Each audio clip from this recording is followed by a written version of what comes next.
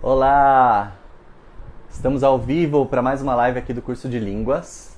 Hoje eu vou conversar com a Damiana Rosa, que é uma tradutora que escreveu A Fantástica História Ainda Não Contada da Tradução no Brasil, que na verdade agora já é contada, que ela já escreveu, junto com a Andrea Vasques. Então hoje eu vou conversar com a Damiana e a gente vai falar sobre várias curiosidades sobre tradução, sobre esse universo, o trabalho dos tradutores e muitas coisas muito interessantes da história do Brasil, da história da colonização, que são revelações que ela conseguiu aí ter acesso pelo meio da pesquisa para escrever o livro dela. Ó, a Damiana já está aqui, deixa eu já convidar.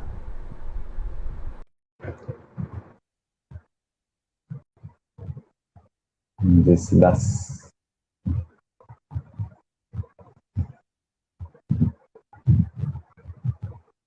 Vamos lá, estou aguardando aqui minha convidada, a coautora do livro A Fantástica História Ainda Não Contada da Tradução no Brasil. Oi, Dami, tudo bem? Hola, ¿qué tal? Muy bien, gracias. Estou te ouvindo ótimo, e você? Tudo bem, fui correndinho ali pegar o microfone para ficar mais pertinho de você. Ah, boa, Saudade, viu? muito bom. Eu também, faz muito tempo que, né, a gente não se vê tem muito tempo, né? Agora, então, muito A bom. gente só mantém, a gente já estava no relacionamento de pandemia, né, Daniel? Só pela internet. Exatamente, exatamente. Muito bom. Dami, conta aqui pra gente, pro pessoal que tá chegando, quem é você? Como que você se tornou uma tradutora? Bom, boa noite a todos, a todas, a todes. Eu sou a Damiana, sou formada em Letras pela Universidade Metodista de São Paulo, licenciatura.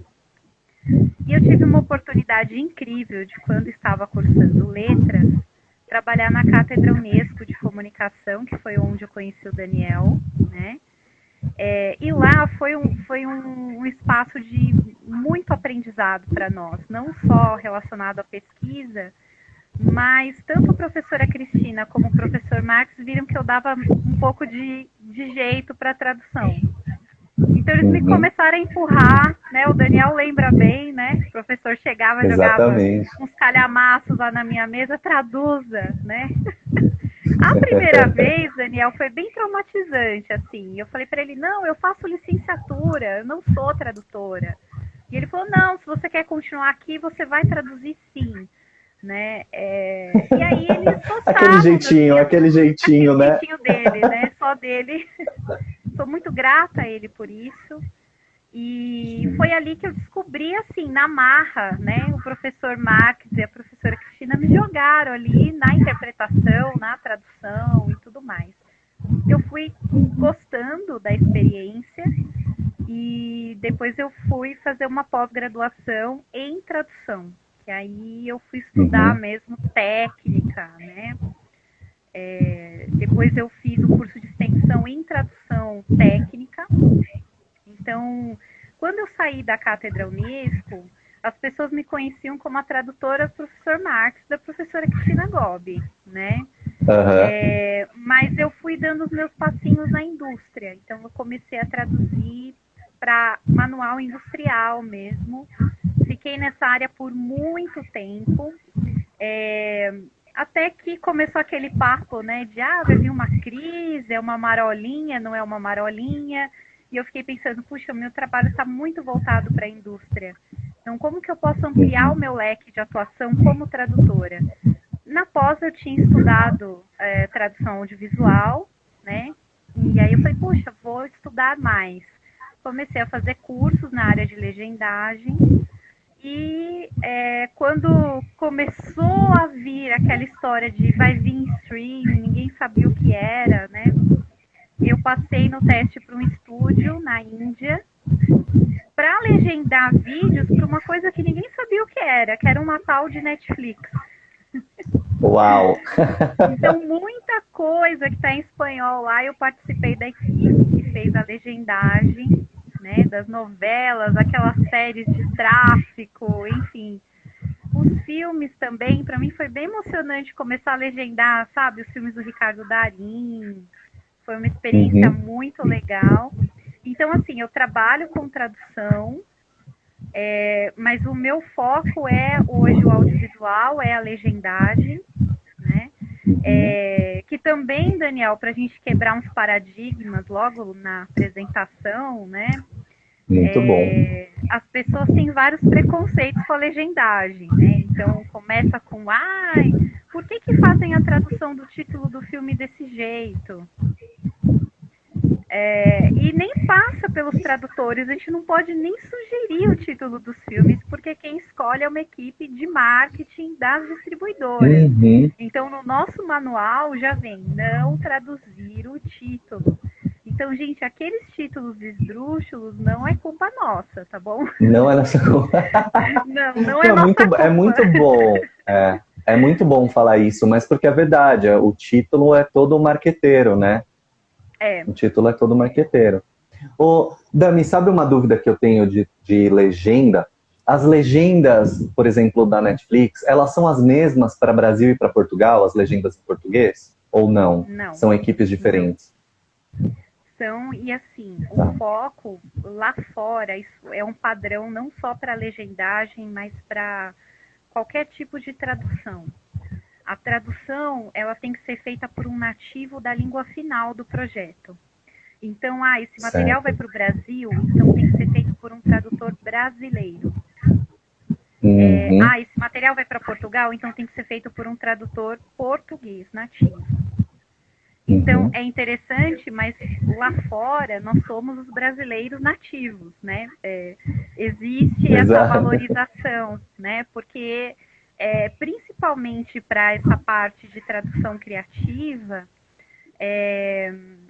acredita-se que ter o olho de um profissional nativo vai fazer a diferença, né? É claro, né, Daniel, isso é muito relativo, há uma grande discussão sobre isso na área, mas assim, é impossível um brasileiro fazer uma tradução para o português de Portugal hoje, né? Aliás, existe até uma discussão de que são línguas diferentes, porque no Brasil o material vem legendado, né, de Portugal, porque os brasileiros têm dificuldade de ouvir o português de Portugal, né. Isso é uma coisa que eu sempre conto para os meus alunos, até também no sentido de tranquilizar, que quando eu colocou TV a cabo em casa, que eu colocava no canal português, eu levava uns minutos para começar a entender. Eu colocava no canal português e falava, meu Deus, o que é isso? O que estão falando? Então, eu sou um pouco tomo um partido aí nessa discussão se é uma outra língua ou não. Eu acho que tem uma grande tendência de vir a ser. Talvez ainda não seja completamente, mas eu acho que tem uma tendência de vir a ser, né? É polêmico, Dami, por exemplo, agora existe uma briga por causa da reforma ortográfica. Os portugueses não aceitam a reforma ortográfica e eles publicam um livro com uma nota dizendo que o livro não está na reforma ortográfica porque eles não concordam. Então, assim, é uma briga grande, né? E são mudanças estruturais, inclusive, na construção da língua, né? É que, de fato, só o Brasil que adotou completamente a reforma ortográfica de 2003, né? Os outros países lusófonos acabaram porque Angola também não e Moçambique também não, né? Os livros do Mia Couto continuam saindo no português, na grafia moçambicana do português, né? Então, e que inclusive é uma bandeira política do Mia Couto, né? Ele fala, não, os meus livros vão ser escritos neste idioma. Muito bem. Ô, Dami, eu queria te fazer uma primeira pergunta. O que é uma tradução? O que é uma versão? O que é uma interpretação? Um tradutor-intérprete é aquela... Assim, um tradutor é intérprete, todo tradutor é intérprete, é diferente. Qual que é a distinção aí? Vamos começar diferenciando o que é tradução e o que é interpretação. Que é uma confusão isso na cabeça das pessoas. Mas assim, a tradução, ela é de material escrito. A interpretação, ela é oral. Então, o intérprete, ele só trabalha com a linguagem oral, que é aquele intérprete da cabine, da interpretação simultânea do Oscar. Tanto que, tecnicamente falando, é interpretação simultânea. Não existiria uma tradução simultânea, porque a tradução ela é de texto, né? Mas as pessoas confundem muito, Daniel, a questão do intérprete-cantor. Então, quando as pessoas falam, eu sou o intérprete, canta pra gente, né? Então, existe uma confusão com relação a isso. Então, para o público leigo, se divulga como tradução simultânea, mas não é verdade, né? Seria uma interpretação. E existem tipos de interpretação. Tem a simultânea e tem a consecutiva, que era a que a gente fazia lá na cátedra, né? Quando a gente vai acompanhar alguém numa reunião, isso, ela fala, termina a ideia dela, e aí o intérprete repete, né? Consecutivamente. E existe a simultânea, que é a mais conhecida, assim, do público. Nem todo intérprete simultâneo é consecutivo. Nem todo intérprete consecutivo é simultâneo. Então, cada um acaba se aperfeiçoando mais na técnica de uma área e ficando numa dessas áreas. Nem todo tradutor é intérprete, e nem todo intérprete é tradutor, né? As áreas da tradução, elas, são muitas, né? A gente tem a tradução juramentada, a área de entretenimento, audiovisual, tradução literária, tradução médica, né? E assim vai. Então, existem muitos nichos dentro da tradução, e o tradutor ele vai se especializando nesses nichos, né? Então, nem todo tradutor é intérprete, nem todo tradutor traduz tudo, né? Muita gente acha que é assim, você é tradutor? Fala para mim aí como que é tal palavra, né? Nós não somos uma enciclopédia, né? Então, existe essa diferença, né? Agora, quando a gente fala da versão, esse é um conceito muito Brasil, né? As agências de tradução do Brasil, elas entendem que versão é quando o tradutor ele pega um texto em língua portuguesa e ele vai passar esse texto para uma língua estrangeira. E a tradução é o processo contrário. É quando ele tem um texto numa língua estrangeira e ele vai verter isso para o português brasileiro. Então, nas agências de tradução, é muito normal o linguajar de Daniel, você faz tradução ou você também faz versão? Né? Então, ele quer saber se... Porque existem tradutores que trabalham só com tradução, existem tradutores que fazem versão de alguns nichos específicos. Então, assim, a gente vai se especializando em sub-áreas, em sub-nichos, e alguns fazem versão. Por exemplo, eu faço versão, mas só de novela. Eu não me sinto preparada, depois de traduzir 6 anos da minha vida novelas, eu me sinto preparada para fazer versão. Já fiz versão das novelinhas da Globo e tal para fora, né? Mas eu não me sinto preparada para fazer uma versão de um vídeo médico, por exemplo. Porque a gente também tem que quebrar o paradigma que a legendagem não é só para a área de entretenimento. Né? Por exemplo, agora, na pandemia, a gente tem legendado muito material em vídeo com treinamento para os médicos fazerem intubação, extubação dos pacientes, as manobras de UTI. Então, os médicos estudam a partir dos nossos vídeos, né? Então, é uma baita de uma responsabilidade, né? Então, a gente também lida com muito material técnico. Dami, eu vi uma palestra sua, que eu acho que foi no Poliglotando alguns anos atrás, assim, Poliglotar alguns anos atrás, e que você fala que o tradutor atualmente é uma profissão que demorou para ter um reconhecimento, não é uma profissão super reconhecida, mas que historicamente esse lugar do tradutor ou do intérprete, né, dessa profissão que agora está separada, mas que muito tempo ali foi a mesma coisa, era um lugar de muita honra e é uma profissão muito antiga, né? Quais são os registros, assim, quando que começa isso? Olha, Daniel, é velho. É muito velho. Eu acho que a partir do momento que alguém começou a falar, começou a existir o tradutor. Registro escrito, a gente tem de 3.000 anos antes de Cristo. um registro escrito para contratação de um intérprete para o faraó, né, em concurso público. Então, assim, para você ver como é uma coisa muito antiga, a Pedra da Roseta, né? Quantos anos tem a Pedra da Roseta? Ela está em 3 idiomas ali, né? Então, uma tradução, né? Sim. Então, apesar de ser uma profissão antiga, o tradutor, ele é um profissional de bastidor. Então, ele acaba ficando relegado ao esquecimento, né? Apesar de nós sermos testemunhas da história, porque tudo que acontece tem a presença de um tradutor ou de um intérprete, né? O lado triste que eu acho da profissão é que nós fazemos coisas muito legais, mas muitas vezes a gente não pode sair contando, né? Eu não posso chegar, olha pessoal, eu estou legendando, não posso fazer isso porque a gente assina contrato de confidencialidade pesado, assim. Por exemplo, tem contrato que a gente assina com o estúdio que se vazar o material por minha causa, eu vou presa sem fiança, né? É uma coisa séria. Então, a gente tem que pensar que quem sabe a fórmula da Coca-Cola é um tradutor, né? E segredos de fábrica, né? Eu já fui chamada em fábrica para trabalhar com segredos de fábrica, né? É uma mega responsabilidade. Então, a gente sabe de tudo, né? Só que a gente não pode contar, né? Eticamente falando, o que a gente traduz fica com a gente, né?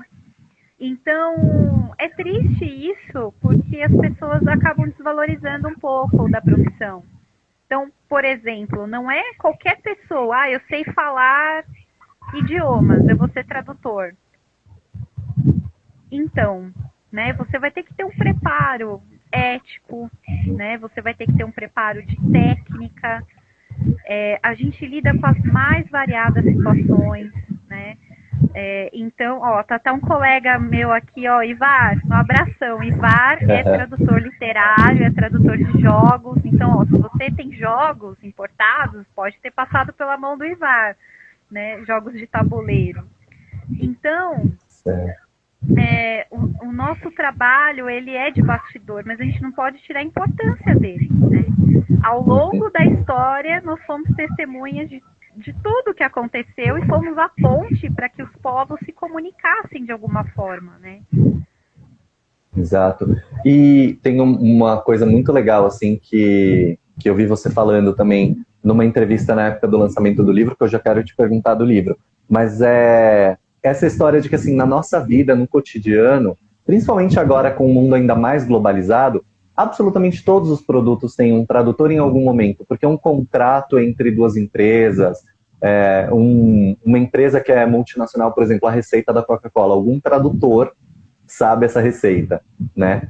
Porque ela é produzida, porque ela é produzida em mais de um lugar. A tradução ela é muito presente na nossa vida. E aí eu lembro também de você falar que, por exemplo, quando a gente lê um livro e a gente gosta, a gente fala para os amigos, nossa, olha como esse autor escreve bem, né? Mas a gente desconsidera que tem uma tradução, porque traduzir não é você só pegar palavra por palavra e jogar ali, né, no outro idioma, né? Traduzir, muitas vezes, você tem que dar um sentido para uma frase que não tem sentido em um outro idioma, né?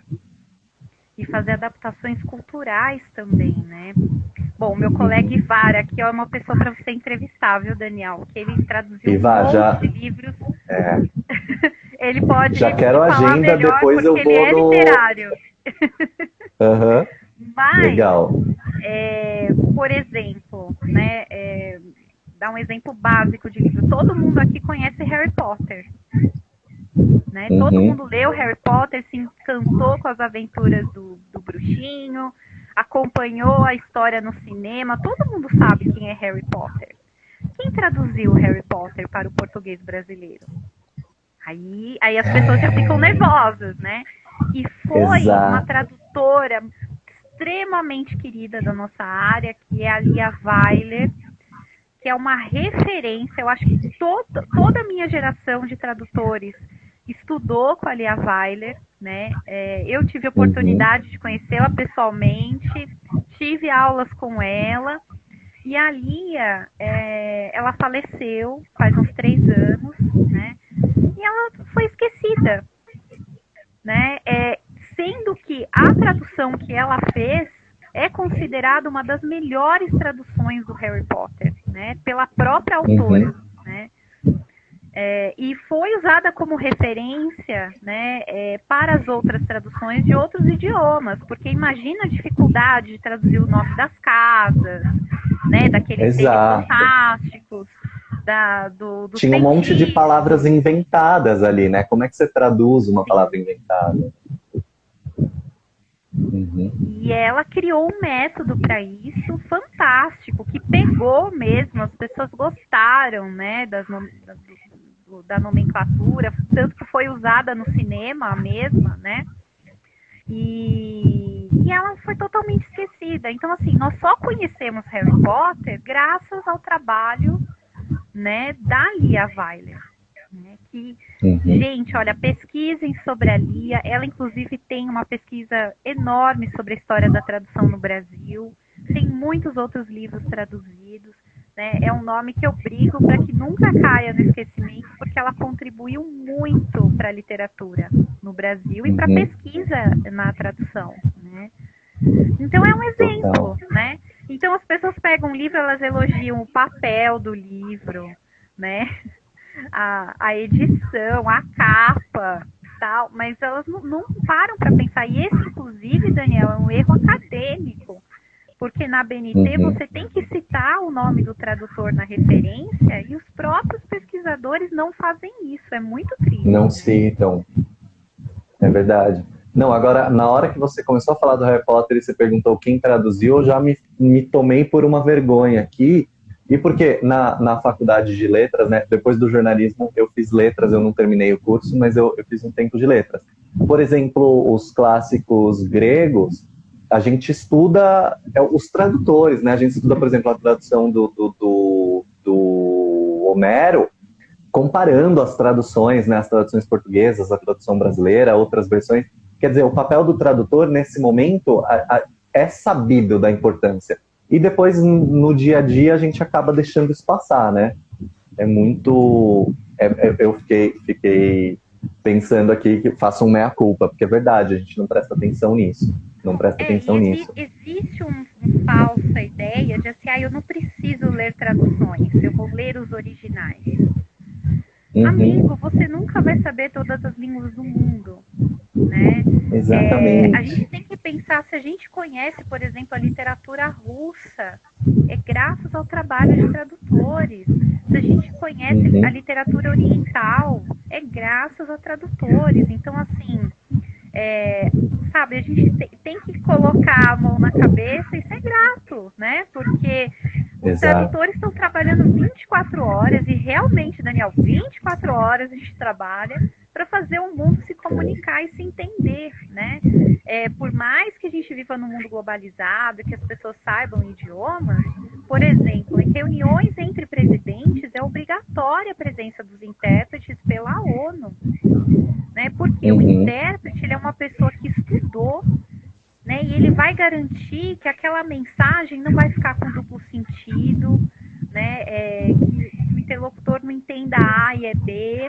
Então, ele vai garantir que aquela comunicação entre países seja 100%, né? Então, e olha que os caciques já sabiam disso, hein? Que os caciques brasileiros, mesmo falando a língua da outra comunidade indígena, eles levam o intérprete deles com eles. Né? E eles falam, as coisas têm que ser ditas várias vezes para que seja entendida a mensagem sem interferências, né? Então, a gente tem que... O tradutor realmente está em toda parte. Se você pega uma caixa de um remédio, o tradutor traduziu aquela bula, traduziu a embalagem. Aqui, na plataforma Instagram, alguém traduziu a plataforma, né? O Windows, né? Cada atualização do Windows, enquanto são feitas as atualizações das telas, os tradutores do mundo inteiro vão fazendo as versões em todos os idiomas, né? Já entra dentro do projeto. Então, assim, o tradutor, né? Muita gente fala assim, você é tradutora, o que você faz? Você traduz música, né? Já me falaram isso. Mas a gente Acho trabalha que com não. material sério mesmo. Agora, na pandemia, por exemplo, a gente está virando noite traduzindo, porque pensem bem, a vacina ela está sendo feita em conjunto por vários laboratórios de vários países. Como que eles vão se comunicar, né? Então, quando começou a pesquisa, era uma coisa assim, né? Os colegas que são especializados mesmo nesse tipo de tradução, o pessoal ia dormir lá na China, mandava o material, o pessoal varava a noite aqui, porque quando o Butantan abrisse, tinha que estar pronto, né? Pronto. Então, assim, e aí o Butantan fechava o expediente já com o material da pesquisa do dia para a China. Então, assim, tem que existir uma comunicação, né, para que a vacina saia, né? Uhum, uhum. E uma Para que comunicação os que não pode estudos ter da erro, né? Covid saiam. Não pode. Uma Vocês comunicação que não pode imaginem, ter erro. por exemplo, vem uma medicação nova para o Brasil, né? O material que os médicos vão ser treinados para dosar essa medicação vai ser traduzido. E aí, se o tradutor dorme lá e em vez de colocar 0,5 miligramas, ele põe 5,0, alguém pode morrer. É muito sério, né? Então, Exatamente. assim, a gente trabalha com material, assim, pesado mesmo, né? Lógico, o entretenimento a gente leva da mesma forma a sério, porque para os fãs, aquele material é sério. E a gente abraça isso, né? Mas a gente eu trabalho com muito material técnico mesmo. Então, a gente tem até a questão dos gatilhos emocionais. Por exemplo, para mim, agora, tá super difícil legendar Covid, né?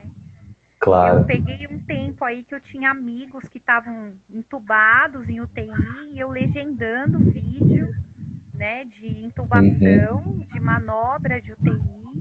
E sabe, de você parar, ir lá na janela chorar um pouco e voltar, porque os médicos dependem daquele material ali.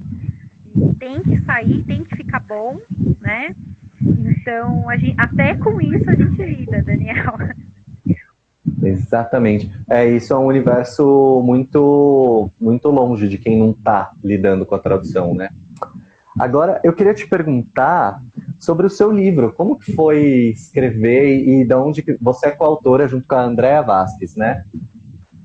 Como que vocês se conheceram e decidiram fazer esse livro que se chama A Fantástica História Ainda Não Contada da Tradução no Brasil?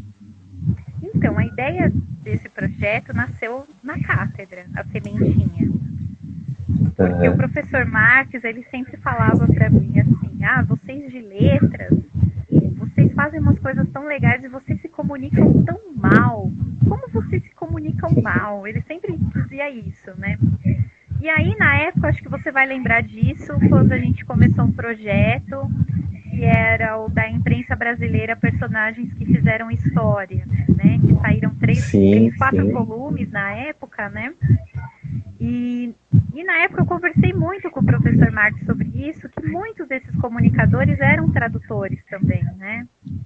E a gente trocou figurinhas sobre isso e eu comecei a colecionar essas histórias desses tradutores, né? Achei legal. Aquilo para conversa de bar, né? Você chega, você sabia que o fulano foi tradutor, né? E eu comecei a colecionar essas histórias. E aí eu conheci a Andréia tinha feito pós, e o trabalho dela de pós foi sobre historiografia da tradução. E aí o santo bateu já, e ela também colecionava essas figurinhas, né? Então a gente pensou, puxa, seria uma forma legal de mostrar para a sociedade que, olha, sabe esse personagem histórico que você gosta? Então ele foi tradutor, né? As pessoas talvez se identificassem melhor, né? E aí ficou. E a gente sempre trocando figurinhas sobre isso e tal. E aí uma colega contou para a editora Transitiva que a gente tinha essa ideia. Eles procuraram a gente para fazer o livro. E aí nasceu esse título, a gente pensou, porque assim, existe muita pesquisa acadêmica sobre história da tradução, mas fica na academia, não chega nas pessoas. Então aí a gente quis colocar a fantástica história ainda não contada, né? Porque para o leigo não foi contada ainda. E a gente quis fazer um livrinho leve, gostoso, para que as pessoas se divertissem lendo mesmo, né?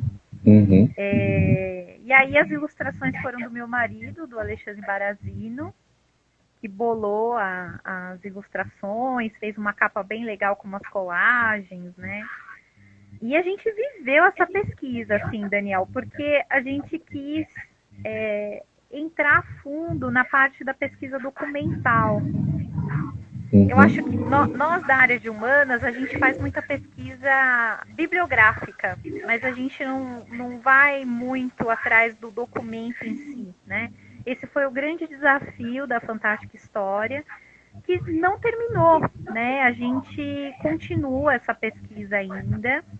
A nossa meta é que esse livro seja o primeiro de uma coleção. A gente ainda quer fazer outras coisas. A pandemia atrapalhou um pouco, porque a Andréia, ela foi para Galícia, ela está fazendo mestrado lá, ela conseguiu uma bolsa de estudos e ela está lá na Europa de propósito para pesquisar o que falta de lá, né? E eu comecei a estudar Guarani, comecei a ter um contato maior com as comunidades indígenas, né? Porque o nosso próximo passo é aprofundar a história de 1500 a 1600, que a gente está descobrindo coisas fabulosas, assim. Na verdade, todo mundo que está aí, presta atenção. A história do Brasil não foi contada ainda. Tem muita coisa ainda a se trazer à tona.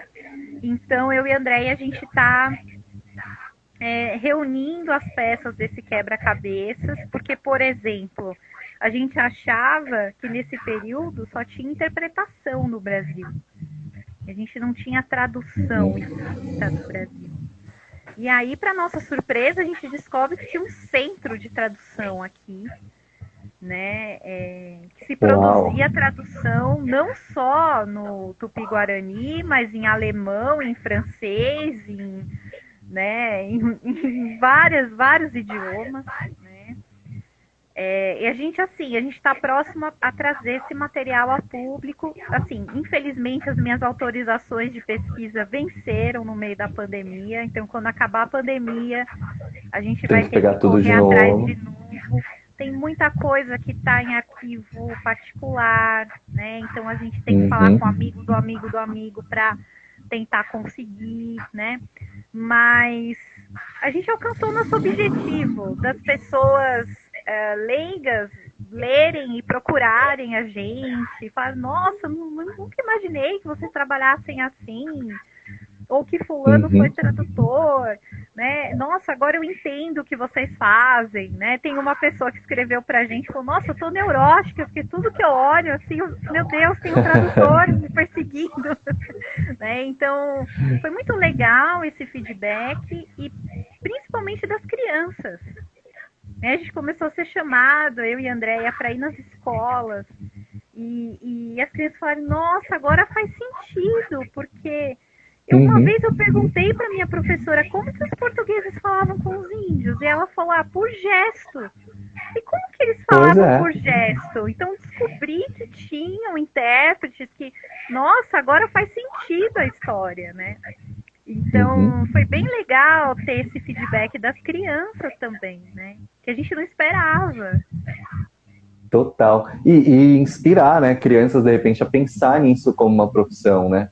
Ô, Damiana, agora, isso também, os intérpretes e os tradutores foram pessoas fundamentais para os processos de colonização todos, né? Sim. Quem pegou essa história aí foi a Espanha. A Espanha percebeu que quando se chegava na colônia e já tinha a presença de um intérprete, tudo era mais fácil. Então eles começaram a preparar pessoas para serem enviadas às colônias para aprender a língua local, para se tornarem intérpretes dos colonizadores, né? Então, eles começaram a usar isso como um processo. E Portugal, percebendo que o vizinho estava tendo lucros por conta disso, né, porque negociava melhor com os locais, começou a implementar a mesma coisa. Então, isso, assim, a gente começou a descobrir essas questões por conta do João Ramalho, né, que é uma figura polêmica, né? Tem quem ame, tem quem odeia. A gente percebe que a figura do João Ramalho ficou muito ligada à política, né? Então, até essa coisa da direita, do pai dos paulistas, tal, e uma coisa de uma extrema esquerda de, ele era um bandido e tal. Né? Para quem não conhece, o João Ramalho foi um português que veio pro Brasil. Bom, a Damiana vai corrigir, mas ele veio para o Brasil pouco depois do descobrimento, né? Mas talvez tenha uma informação que ele tenha vindo antes. E a história que se contava para a gente na escola, principalmente para quem morou no ABC, no ABC, que é essa região da Grande São Paulo, é que ele era meio um bandeirante, assim, né? E que ele era um exterminador de nativos. Chegou sem querer, que era um náufrago, né? Tem algumas histórias assim. Mas foi uma figura super importante e tá na bandeira, né? De São Bernardo, por exemplo, que é uma das grandes cidades do ABC, ele tá desenhado na bandeira. Aí, quer dizer, não sei por que a gente teria um cara tão mal na bandeira. Depois tem uma pergunta aqui sobre salário, eu tô anotando para perguntar, tá? Não vou deixar escapar. Então, e aí o João Ramalho... A gente começou, na Biblioteca Nacional, a gente começou a encontrar um monte de material de, o intérprete, o língua, né, que se usava essa palavra para o intérprete na época.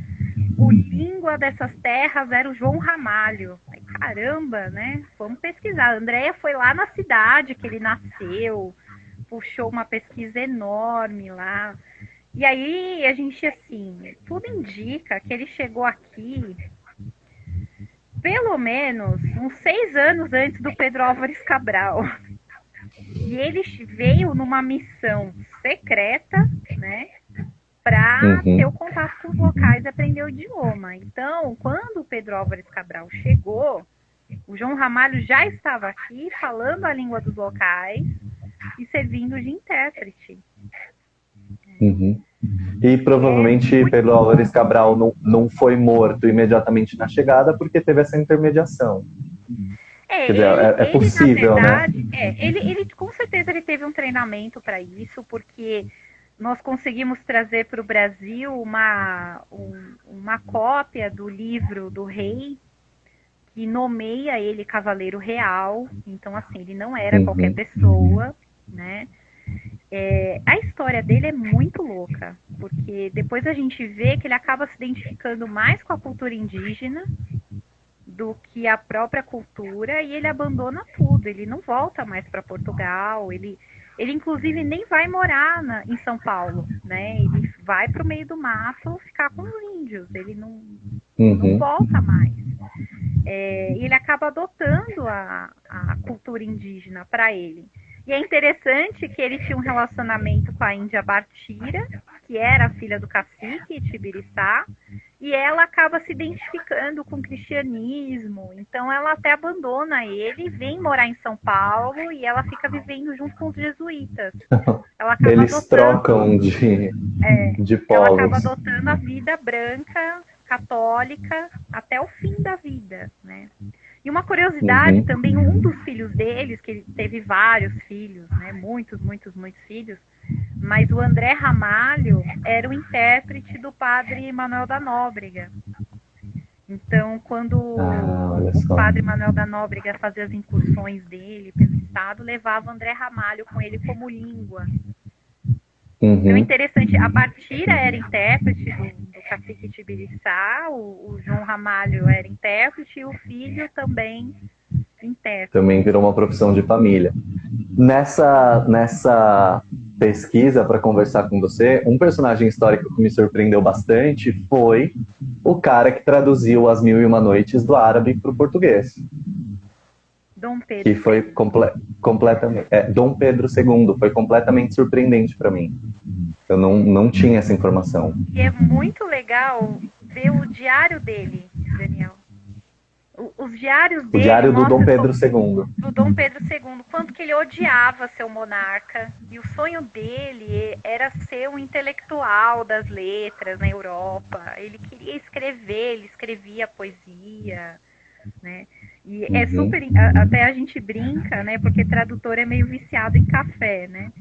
E aí ele escrevia lá no diário dele: levantei às 5 horas, vou tomar um café e vou traduzir do hebreu, né? Porque ele tinha conhecimento de línguas antigas, ele traduzia do hebreu, do sânscrito, do grego, latim e também o árabe, né? Que é muito interessante. A primeira versão das Mil e Uma Noites que a gente tem no português do Brasil foi feita por ele. E ele gostava muito de presentear as pessoas com as traduções dele, né? Bem interessante. E em vários momentos ele escreve que ele não queria ser um monarca, ele queria, né, estudar línguas e traduzir e ser um intelectual, só isso. Ele não tinha essa coisa do poder, né? E ele Uau. teve uma E educação assim, que a mãe dele, né, quis que ele tivesse uma educação muito rígida à moda, né, que ela teve, né, tanto que ela também foi uma tradutora, né, e muitas vezes exerceu o papel de intérprete, a dona Leopoldina. Que era austríaca, né? Austríaca. Era austríaca. Na Então, época, a certamente corte ele falava austríaca, alemão também. sim, eles prezavam muito essa questão do ensino da cultura, das línguas e da ciência. Tanto que ela funda um museu aqui, né, de estudos botânicos. Então, e ela queria que todos os filhos dela tivessem essa mesma educação que ela teve, né? Muito bom. Dami, a gente teve uma pergunta aqui sobre salário, sobre como um tradutor sobrevive. E você também Então, tem vamos lá. uma posição no sindicato dos tradutores, né? Você faz parte da direção. Neste momento eu estou como secretária da atual diretoria do Sintra, que é o Sindicato Nacional dos Tradutores, né? Essa é uma pergunta, Daniel, é muito interessante, muitas pessoas fazem essa pergunta. Eu acho que até é importante a gente explicar isso, porque tem os dois lados. Tem a história de que não dá para viver de tradução, e a gente vê aí na internet, agora na pandemia, uma coisa assim, seja tradutor e seja bilionário, ganhe 20 mil por dia, né? Tem as duas Uau! pontas malucas, né? Então, o que eu posso dizer para a colega que perguntou? Eu vivo da tradução, né? O que paga as minhas contas é o meu trabalho como tradutora, principalmente com a legendagem, que é o meu foco, vamos dizer assim. Tenho uma vida. Eu tenho o meu Acho que deu uma apartamento. travadinha, Aliás, voltou. aqui é o casal improvável, porque é a tradutora casada com o artista plástico, né? Então as pessoas falam, meu Exato. Deus, né? As pessoas têm um preconceito com as profissões, né? Interessante. Mas a gente mora num apartamento próprio, a gente tem o nosso carrinho, a gente viaja, enfim, a gente tem uma vida normal. Não sou bilionária, mas eu pago as minhas contas e tenho uma vida muito confortável, né? Aliás, eu acho que até é importante salientar que agora na pandemia, né? Até os tradutores brincam que a nossa rotina não mudou, né? A gente está trabalhando exatamente, na verdade até aumentou a quantidade do nosso trabalho, porque as pessoas estão precisando se comunicar mais, de uma forma mais rápida e eficiente, né? Pela internet, principalmente, tendo que fazer parcerias para sair adiante na crise, e a gente está intermediando tudo isso, né? O que acontece com o mercado de tradução? Você precisa ser muito bom no que você faz. Então, a gente tem que lembrar que tradução ruim, o Google Tradutor faz. Então, para você ser um bom tradutor, você tem que estudar, você tem que ter uma graduação, uma pós-graduação. Você não vai parar de estudar nunca, né? A gente está sempre em congresso, simpósio, agora na pandemia online, para a gente se atualizar. Está aqui a minha colega Paloma, que também é do Sindicato dos Tradutores, né? A gente, por conta de todo esse processo, você imagina os intérpretes que tiveram que se adaptar com equipamento para trabalhar remoto, né? A técnica é diferente, a internet tem delay, isso atrapalha. Então, assim, foi muito estudo e muito trabalho para que as pessoas continuassem se comunicando da mesma forma, para que os eventos continuassem acontecendo online, né? Então, eu acho que o grande problema é que as pessoas acham que eu sei uma língua, vou me enfiar para traduzir, né? E aí fica aquela pergunta, né? Você já viu um médico, né, que faz a faculdade 5 anos? Ele sai da faculdade, ele pode operar um cérebro? Não. Ele pode abrir uma pessoa e fazer uma cirurgia? Não pode.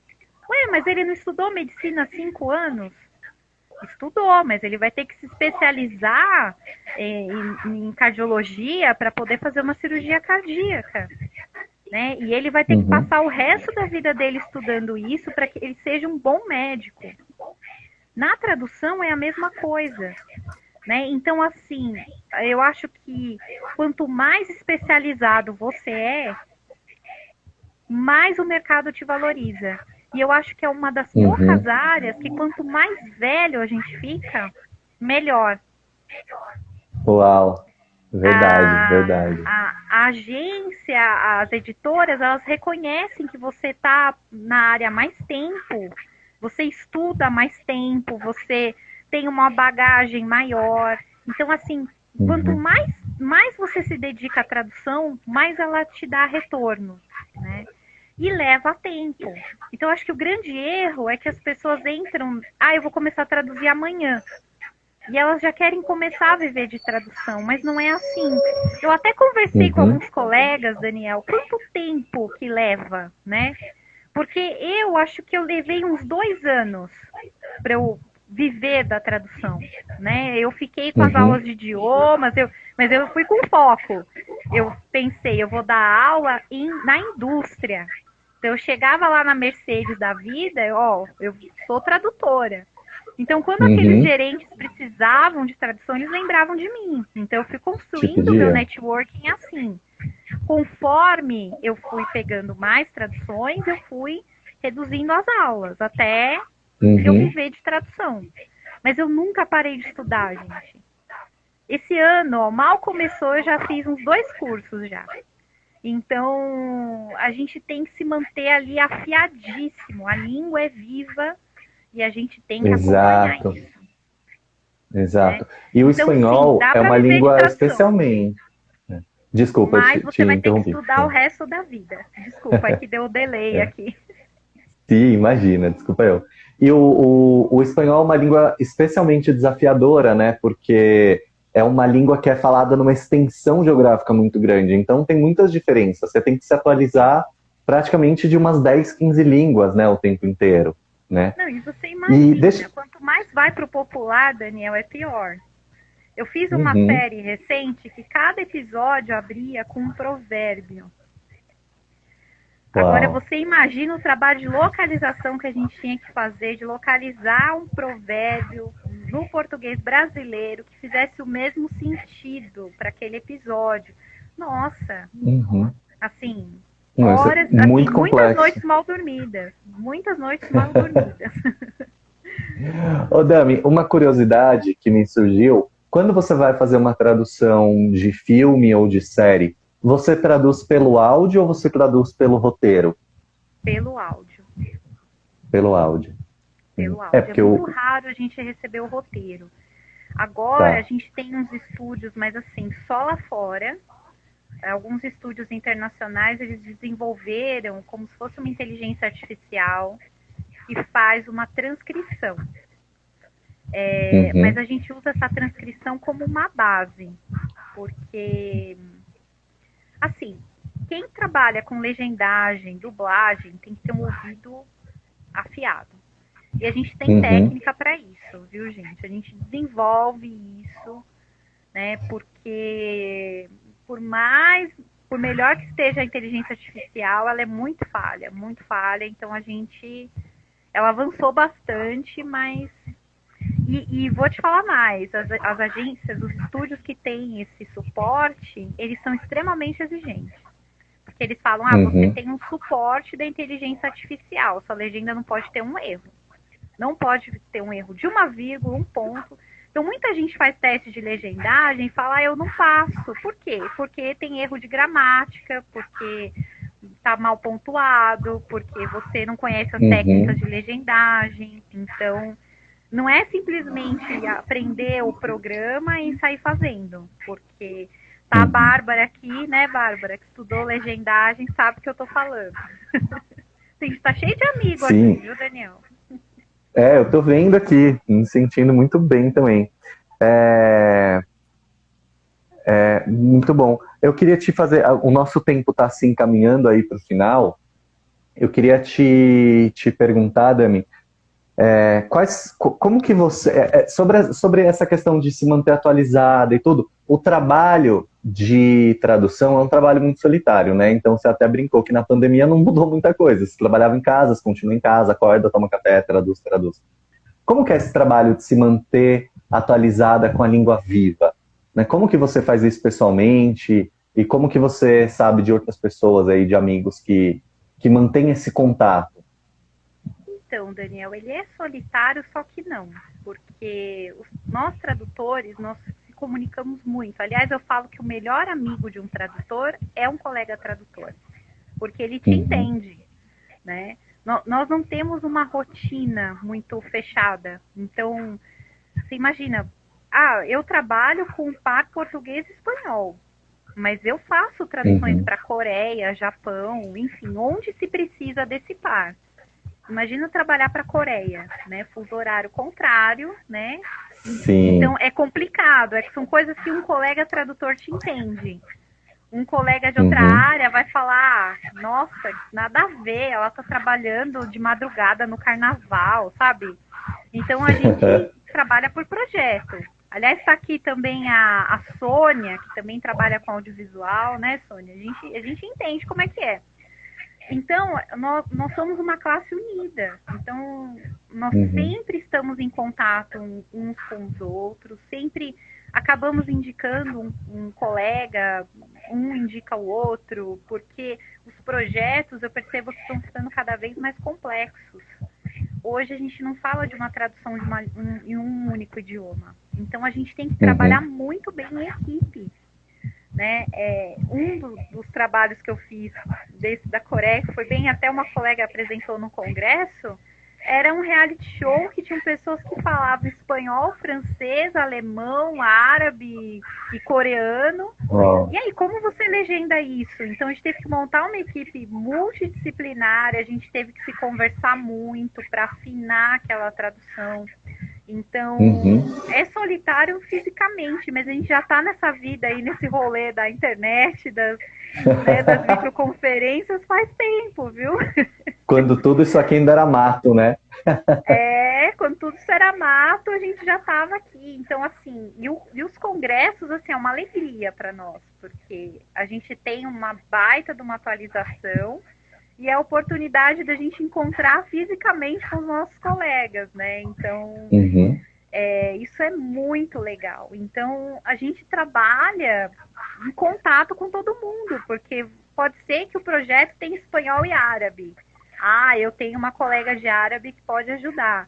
A própria Paloma, né, estava estudando legendagem, porque agora os surdos têm canais no YouTube. Eles produzem conteúdo audiovisual. Quem que vai legendar isso?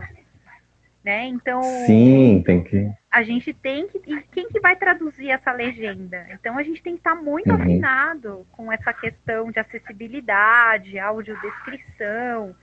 Então, a gente tem que estudar. Mesmo que eu não faça audiodescrição, eu vou ter que um dia traduzir a audiodescrição. Então, a gente tem que estar muito afinado o tempo todo. Então, a gente está sempre se conversando e trocando figurinhas uns com os outros o tempo todo. Muito bom, muito bom. Dami, eu quero te agradecer muito pela conversa, foi muito boa.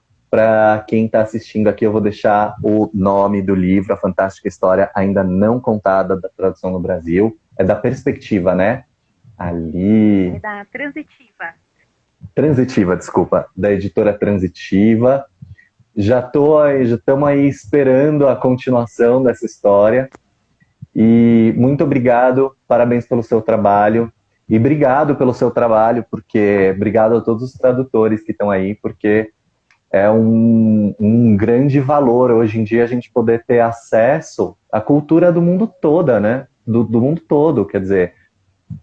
Eu acho que os streamings, essa tal Netflix aí, né, que você começou a fazer um negócio lá atrás, trouxe acesso pra gente a coisas muito legais, né? Por exemplo, um filme como o Parasita ter concorrido ao Oscar, é claro que é fruto de muito trabalho de tradução, né? Que fez alguém ver esse filme de fora ali daquele contexto e querer levar essa história para outros lugares e tudo isso. Bom, você sabe que eu sou... Que o mundo inteiro agora quer conhecer o folclore brasileiro, né? Exato, exato, é incrível. Você sabe que eu sou um apaixonado por idiomas, né? Eu e a Dami, a gente trabalhou junto na cátedra da Unesco por um tempinho, acho que eu fiquei uns 2 anos lá entre indas e vindas. Na faculdade você ficou bastante, né? Eu fiquei 6 anos bastante lá. Tempo. 6 anos. E foi uma grande escola, porque lá também a gente teve contato com gente do mundo inteiro, né? Num momento muito especial, assim, da vida, né? Dami, obrigado muito. Foi muito legal trabalhar com você, viu? Foi muito legal trabalhar com você, eu adorei também. Bom, tanto que a gente está aqui hoje, mais de 10 anos depois, a gente não precisa comentar muito esse tempo, não, né? Não. Então, aqui mais de 10 anos depois, falando. Dami, estão perguntando se seu livro tem na Livraria Cultura. Tem, tá na Amazon também, é bem fácil de achar, gente. Muito bom. Muito obrigado, um grande beijo e vamos continuar aí firmes e fortes até o fim dessa pandemia para a gente poder se dar um abraço. E fiquem em casa, o máximo que puderem, por favor. Fiquem em casa. Beijo, vejam filmes aí que os tradutores prepararam. Tchau. Tchau, tchau. Muito obrigado a todo mundo que está aqui. Tchau, tchau.